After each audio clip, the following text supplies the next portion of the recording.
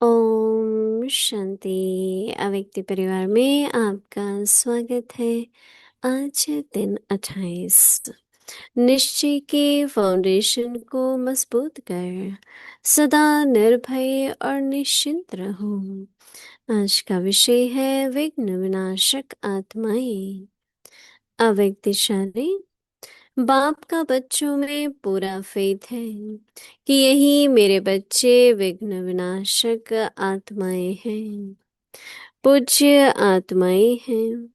यह बच्चे बाप से भी आगे हैं, निमित्त बने हुए सदा बाप को भी निश्चिंत करने वाले हैं, सदा खुशखबरी सुनाने वाले हर एक विशेष है।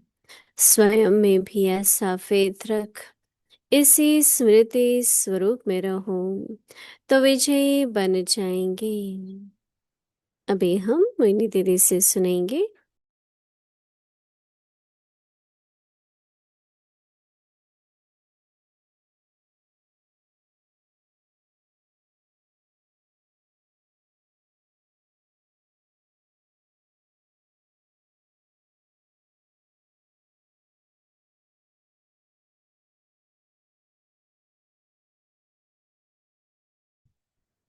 ओम शांति। सभी ठीक हो, मौज में हो? बहुत अच्छा।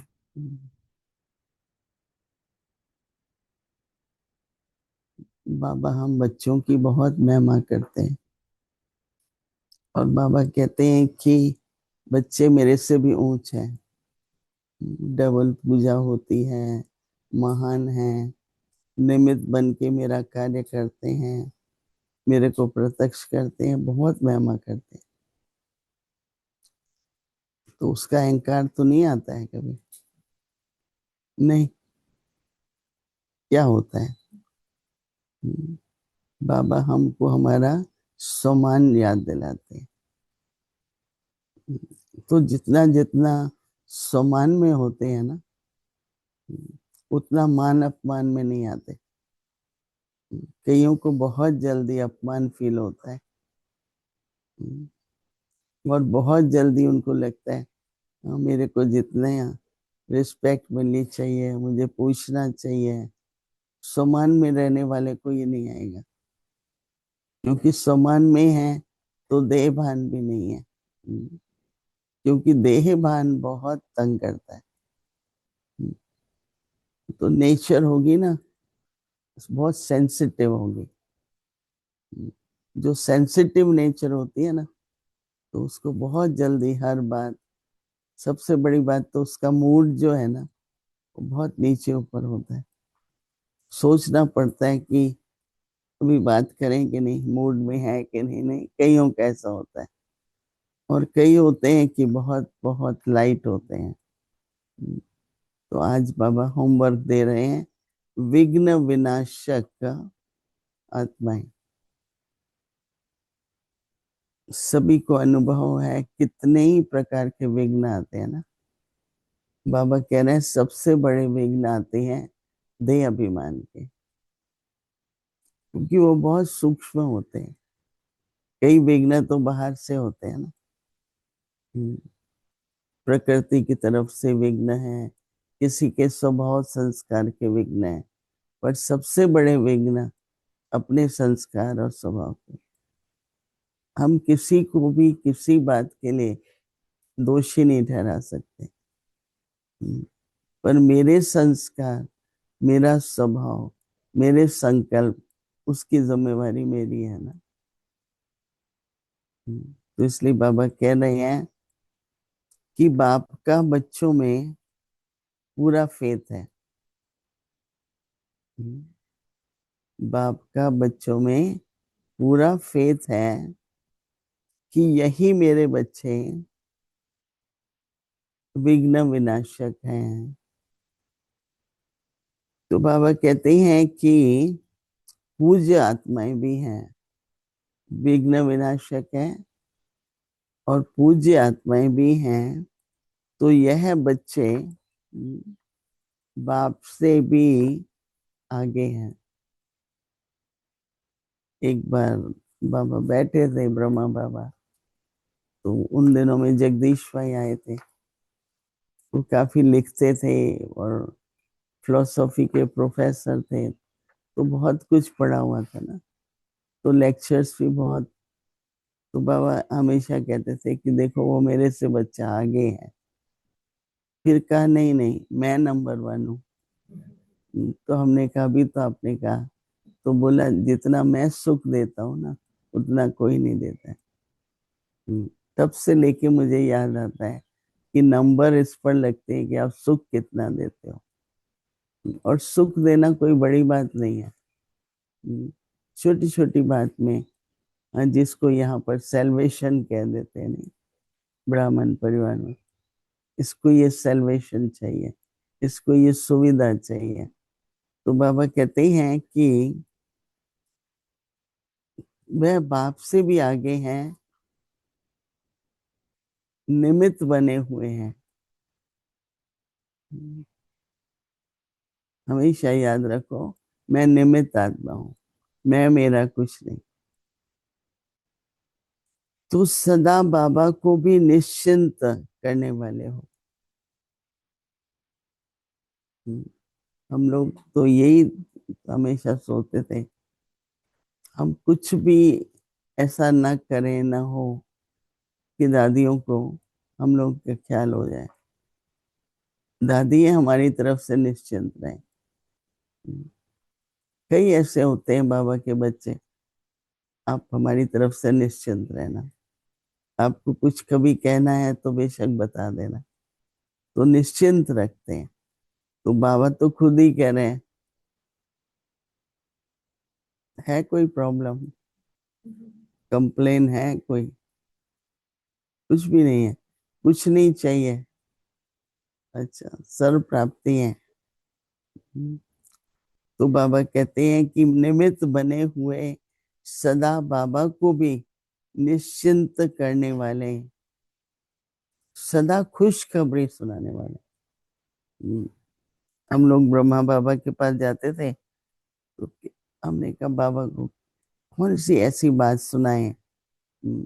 दोनों तरह से, कभी कभी तो कोई ऐसी अच्छी बातें, कई बार लेकिन कभी भी ना तो हमने किसी के लिए कंप्लेन की, ना कंप्लेन कभी नहीं करते थे। तो बाबा को अच्छा लगता था। तो बाबा दिन में कई बार हम लोगों को बुलाते थे, बच्ची को बोला, उस बच्ची को, और कई 3-3 दिन, 5-5 दिन अपॉइंटमेंट के लिए बैठे रहते थे।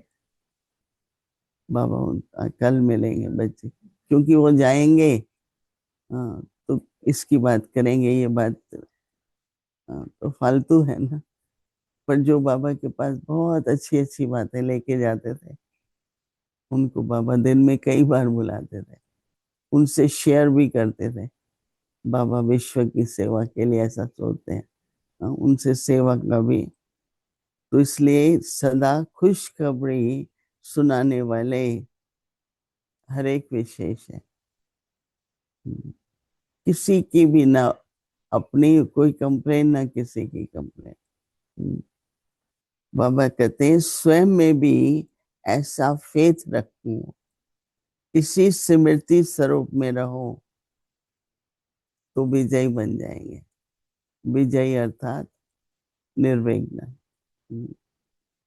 तो इसलिए ये जो होमवर्क है, जब होमवर्क मिलता है तो अटेंशन रहती है, और जब अटेंशन रहती है तो चेकिंग हो रही है, और चेकिंग से पता लगता है कि क्यों मुझे ये संकल्प चल जाते हैं, ऐसा मेरे अंदर स्वभाव क्यों है, या किसी की कोई बात मेरे दिल को लग गई, चिंतन चलने लगा, क्यों?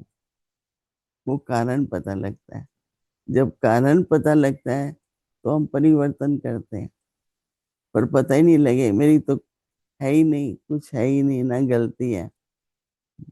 पर कई होते हैं खुद ही कह देते हैं कि मेरे में ये थोड़ा संस्कार है, मेरे में थोड़ा ये स्वभाव है। रियलाइजेशन होती है, जितनी रियलाइजेशन होती है उतना परिवर्तन होता है। तो इसलिए है बहुत सूक्ष्म सब कुछ। जब हम लोग आते हैं ज्ञान में तो अपने तरह के विघ्न होंगे। घर वाले नहीं पसंद करते, समाज को नहीं अच्छा लगता। ये सब बातों बाहरी रूप के विघ्न आते हैं। जब वो पार होते हैं तो फिर और हर एक लेवल के विघ्न होते हैं। अभी तो ऐसा होता है कि अ, जैसे कहते हैं ना कि हवा का भी झोंका न लगे। एकदम अपनी स्थिति ऐसे रखो। उसके लिए कल वाली बहुत अच्छा वर्ड था, बीती सो बीती। हम्म, हमको पास्ट में नहीं रहना है। बीती सो बीती करो और आगे बढ़ो। बीती सो बीती तो याद रहता है, पर आगे बढ़ो। नहीं बढ़ रहे हैं इसका मतलब पिछली बात लेके बैठे हैं।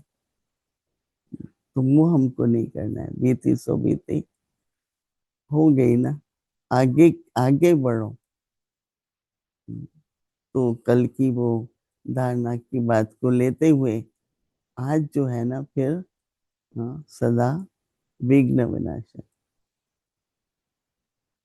और अंदर में आता है ना विघ्न, तो बाहर भी आता है, क्योंकि अंदर से ही तो बाहर आएगा। बाहर वाला तो फील ही नहीं होता है। बाहर वाला तो अ, वो गीत है ना कि ऊंची ऊंची दीवारें भी पार करके आ गए। कम बात तो नहीं है। अब सभी ने निश्चय किया हम सेवा में रहेंगे, त्याग करेंगे, बहुत कुछ किया, लेकिन फेल कहाँ हो जाते हैं फिर। सबसे अच्छा संस्कार है निमित्त भाव का और ट्रस्टिंग। मैं तो निमित्त हूँ, बाबा ने मुझे निमित्त बनाया। पर कईयों को वो निमित्त का भी अहंकार आ जाता है। एक अथॉरिटी ले लेते हैं निमित्त की भी। मैं निमित्त हूँ मतलब मेरी अथॉरिटी है। मैं कंट्रोल करूंगी, नहीं। वो नहीं है निमित्त का। इसलिए दादी हमेशा निमित्त और निर्माण, निर्माण और निर्माण दोनों, ह्यूमिलिटी निर्माण और दूसरा निर्माण, वो कंस्ट्रक्टिव होगा। हमेशा जो करेगा बिगड़ी को बनाने वाली बात करेगा, न कि बनी हुई को बिगड़ाएगा। कई होते हैं ना, कोई बात सुनते हैं, उस व्यक्ति को जाके कहते हैं तुम्हारे लिए ना वो बात हो रही थी वहां पर, ये अच्छा काम है कि नहीं? नहीं, आपने उसको बताया तो अच्छा है ना? नहीं है अच्छा? क्यों? हाँ, क्यों अच्छा नहीं? कई बार ऐसे होता है, एक कमरे से दूसरे में आते हैं तो उसको ऐसी बात सुना देते हैं। मैं क्यों रिपीट करूं? तो ऐसे व्यक्ति पर फिर विश्वास भी होता है। हमको भी आजकल नहीं कहते हैं, पहले किसी को बताना नहीं, या किसी को मालूम नहीं है। हम क्यों बताएं, हम क्यों रिपीट करें ना? तो थोड़ा इन बातों का भी अटेंशन रहने से अपने व्यक्तिगत विघ्न है, फिर परिवार में भी कई लोग विघ्न डालते हैं। क्योंकि आपस में स्नेह बना रहे तो आप एक ही बात दूसरे को सुनाएंगे, तो वो स्नेह टूटेगा ना, बनेगा तो नहीं। बग है। अच्छा, बहुत ही बड़ा है।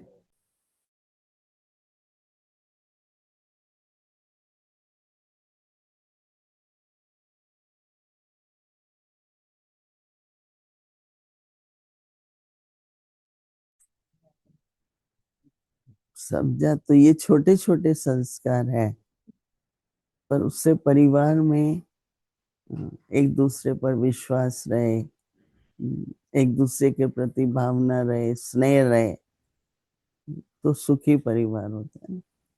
हमको क्या करना है? बाबा ने कहा मैं सुख देता हूँ, तो हमारा परिवार, वातावरण सब सुखी, निर्विघ्न हो। इस बात का अटेंशन रखना। तो भी हम कुछ मिनट के लिए बैठेंगे। दृढ़ता, दृढ़ संकल्प लो कि मुझे निर्विघ्न रहना है। ओम शांति।